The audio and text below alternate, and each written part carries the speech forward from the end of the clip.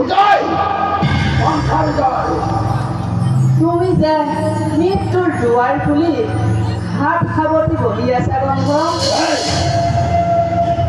সংসার কিন্তু জয় করে খাওয়াতে বহি নয় জয়ার ঘোষণা করে জয়ার ঘরে করেছ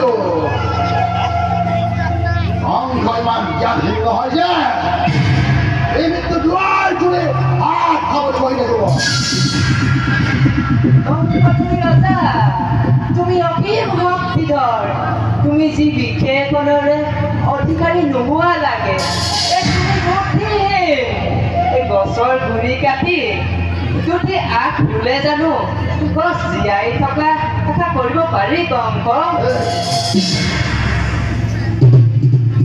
মই তোমাৰ কথা অৰ্থই বুজি পোৱা কি কৰি মোক বিদ্ৰোহ কৰিছা বোলে শুনিও মোৰ সৰ্বজন মুহুৰ বচন এই তাকে বুলি কংকৰ উঠিছে খং নাই নাই কংক তোমাক বিদ্ৰোহ কৰা নাই মই তোমাক মোহৰাই দিব আহিছো তোমাৰ শত্ৰু কোন আৰু বৰ্তমান কোন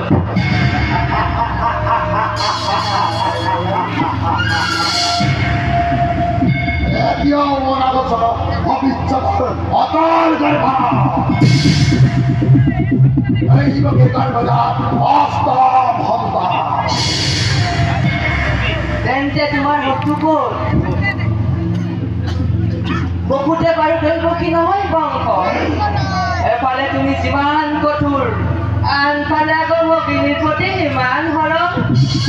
এফালে মৃত্যুৰ যেনেদৰে কৌশলৰ বজ্ৰমুঠিৰে ৰুধিব খুজিছা আনফালে আকৌ মৃত্যুৰ ফুলৰ মালা গাঁঠি কণ্ঠত পিন্ধিব খুজিছা নাৰায়ণ এতিয়া মোৰ কথা অৰ্থ বুজিলানে কংক চোৱা এই পাই ফুল ইয়াৰ পাখিবোৰ প্ৰথমৰ পৰা গণনা কৰিলে শেষৰ পৰা অষ্টম আৰু শেষৰ পৰা গণনা কৰিলে প্ৰথম পাহিৰ অষ্টম চোৱা মই গণনা কৰি দিছোঁ এয়া প্ৰথম দ্বিতীয় তৃতীয় চতুৰ্থ পঞ্চম ষষ্ঠ সপ্তম এয়া অষ্টম আকৌ শেষৰ পৰা গণনা কৰিছোঁ চোৱা অষ্টম সপ্তম ষষ্ঠ পঞ্চম চতুৰ্থ তৃতীয় এয়া কি